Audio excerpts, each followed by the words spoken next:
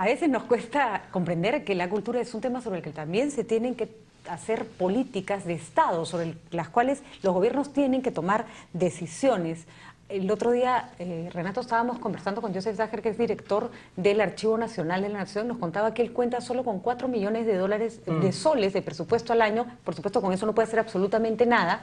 Y estaba pidiendo que le ampliaran un poco el presupuesto. Yo digo, ¿para qué tenemos un Ministerio de la Cultura? ¿Para qué hemos creado un Ministerio de la Cultura si ni siquiera somos capaces de preservar nuestros documentos que nos definen un poco como lo que somos, como una nación, ¿no? Recordemos lo que ha pasado con la Biblioteca Nacional en los últimos años, ¿no? Entonces, a falta de políticas culturales es que se toman este tipo de decisiones aisladas y no se trabaja el tema globalmente. Por eso estamos con Mauricio Delfín, gran amigo que conoce muchísimo el tema, que trabaja el tema de políticas culturales, porque él nos va a contar que hay un encuentro nacional de cultura en el que se van a discutir estos temas. ¿Cómo estás, Mauricio? Bienvenido. ¿Qué tal, Mauricio? Gracias ¿Cómo estás? por la invitación. Cuéntanos un poco qué cosa es una política cultural y si nuestro país ha tenido alguna vez políticas culturales. De hecho, sí las hemos tenido. O sea, hay dos tipos de políticas culturales, digamos, las implícitas y las explícitas, ¿no? Nosotros hemos tenido más de las implícitas, las que no están en papel, no han sido consensuadas, no son evidentes y por ende no son trabajables técnicamente. Y debemos caminar hacia el camino de las políticas explícitas y de hecho de las que tenemos son muy pocas. No tenemos una ley general de cultura, hay varios sectores que necesitan reglamentos, por ejemplo, para leyes que están mal que bien ahí presentes, ¿no? Entonces estamos en pañales en realidad. ¿Y las que tenemos han nacido por esfuerzos políticos o más bien por la persistencia, digamos, de colectivos civiles que han estado interesados en crear un marco cultural? Varía mucho, ¿no? Pero en general hay una idiosincrasia muy grande detrás de cada ley, ¿no? Generalmente tiene que ver con un momento clave, la persona clave en el momento clave y sucede, pero un proceso orgánico de trabajo, de consulta, ¿no? Técnico, donde hay profesionales alrededor de una norma que la ven atravesar todos los procesos, eso no lo ves. La misma ley de creación del Ministerio de Cultura fue una sorpresa en ese sentido también. Claro, porque, ¿no? y como lo que suele ocurrir, desarticulada, una iniciativa que no venía acompañada de nada más, entonces uno dice, bueno, ¿para qué lo crearon, no? Claro, exactamente. Sí, sucede. Pero por lo menos está ahí y debería empezar a cumplir alguna función. Por ejemplo, puede ser el ente que articule una política cultural de gobierno a largo plazo. Absolutamente. ¿No? Bueno, la diferencia es que tenemos ahora con el ministerio, y yo soy de hecho, y mucha gente que trabaja conmigo, hemos promovido la idea de que hay un ministerio, porque eso lo que nos garantiza es presencia en el Consejo de Ministros. La posibilidad de conversar con el MEF, el Ministerio de Educación, y trabajar a ese nivel es muy distinto que un Instituto Nacional de Cultura.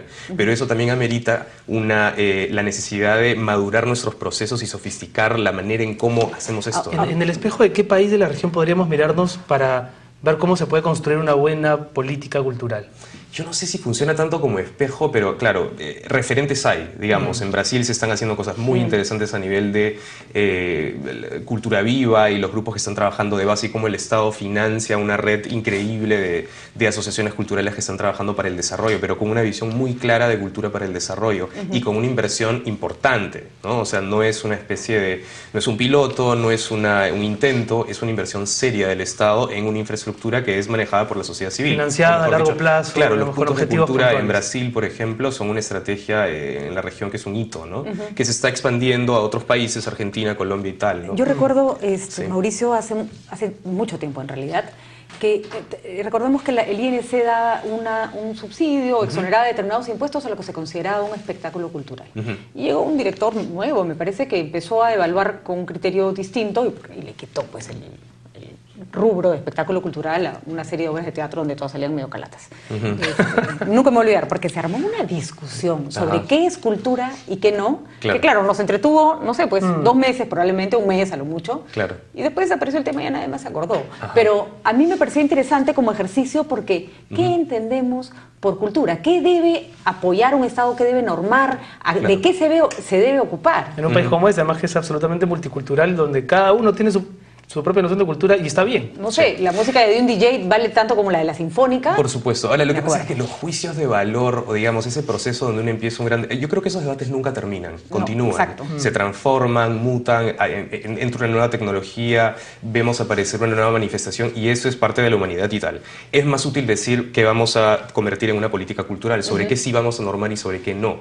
Lo que sucede es que este es un debate un poco más adelantado en tanto nosotros tenemos, como decíamos, carencias de políticas culturales base. Una ley general o no cultura es un primer nivel para empezar a trabajar otras líneas de trabajo más específicas y detalladas. Entonces, el debate qué es y qué no, y trabajar sobre eso es quizás menos productivo a estas alturas que trabajar en a qué altura deberíamos estar como en otros países. Ley General de Cultura, por ejemplo. Ley sobre el apoyo a los gestores culturales o la carrera pública en cultura, por ejemplo, ¿no? Que no se trabaja mucho, ¿no? Hay varias cosas que podemos hacer sin necesidad de llegar al debate de qué sí, qué no es y que son de base, ¿no? Las otras son debates un poco más largos y sí, yo creo que esos continúan, ¿no? La gestión cultural, por ejemplo, es una especialidad un poco creada sobre la experiencia de la gente que se ha querido involucrar en el tema, pero no hay, digamos, ninguna carrera parecida a gestión cultural. Justamente en el encuentro mañana, el encuentro empezó el miércoles, mañana tenemos una sesión sobre la experiencia en formación en gestión cultural, que ya de hecho tenemos una historia corta, pero importante. O sea, la Universidad de Piura tiene una carrera, la Ruiz de Montoya empezó una carrera sobre patrimonio y sostenibilidad, San Marcos tiene una también, hay diploma de gestión y emprendimientos culturales en la Católica. Entonces, de pronto ya hay una suerte de riqueza para virar y decir qué entendemos por formación en gestión cultural. Pero la gestión cultural aún no adquiere ese nivel, ese rango de una profesión como otras que ya reconocemos como válidas y de trabajo técnico y tal. No se sigue pensando que es organizar una muestra, ¿no? Claro, y ya está. En tus ratos libres. En tus ratos libres, porque eres curador, además no le pagas mucho porque, en fin, no sé de onda, ¿no? Y no es así. O sea, ya el nivel en cómo se considera un gestor cultural que en realidad no está gestionando una obra, digamos, una manifestación artística por gestionarla, sino que hay un objetivo atrás que es, por ejemplo, promover ciudadanía, luchar contra la discriminación, reducir la exclusión social, promover mayor acceso. Esos son los ejes que te mueven, no el hecho de tener... Y también del otro lado, hacer rentable, digamos, la oferta cultural que se está organizando, ¿no? Por supuesto. Y ahí el tema de empresa, industria cultural, es uno de los horizontes de trabajo más importantes actuales en la globalización. Eso es de lo que deberíamos estar hablando también. Por ejemplo, yo creo que como país tenemos una deuda enorme con el reconocimiento de las lenguas que no son el castellano que se hablan en nuestro territorio y que han sido materia de la discriminación más espantosa y más invisible. Porque nos parece, en nombre de la cultura, se chanca a quien habla un idioma distinto del castellano y por lo tanto su castellano está interferido por esa lengua. Absolutamente. ¿No? Bueno, en el encuentro también el tema de interculturalidad ha estado muy presente. Ha habido justo una ponencia de José Calizaya de Puno que ha hablado sobre el lenguaje letrado en las instituciones públicas, ¿no? El hecho de quiere ver las señales en aymara y eso es tan simple como es mi lengua materna y ya está. Y tengo derechos, es así de básico, ¿no? Y ahora, también la otra cosa es que este tema de interculturalidad, a ver, nosotros ahorita hay una explosión cultural, gastronomía, marca Perú y tal. Y sin embargo, si uno mira hacia adentro, las instituciones o el soporte público que tenemos para aquello de lo cual estamos tan orgullosos es muy pobre. No es suficiente. Y corre el riesgo de no sostenerse en el tiempo. Claro, salvó un buen spot. Sí, y más allá de cualquier crítica, digamos, de aquella mirada hacia afuera, lo que vemos, si vemos las estadísticas que existen, lo que uno ve adentro, lo que sostiene esto, está en crisis. Es una emergencia muy grande de espacios culturales, de cines, teatros. Mauricio, tenemos que terminar. Cuéntanos un poco del encuentro. ¿Ya terminó? ¿Los alcances? ¿Dónde se pueden ver? El encuentro empezó el miércoles, termina mañana en la noche. Todo va a estar subido en la página web del encuentro, que es encuentrocultura.pe. Estamos transmitiendo todo en vivo. Se está conectando mucha gente a verlo. Qué bacán. Mañana a las 7 es la clausura. Participa la ministra de Cultura y Susana Villarán. Y esto es un hito para nosotros. ¿Las dos Susanas? Las dos Susanas. Por la cultura, esperamos. Sí. Las Susanas, pero no las Susanitas.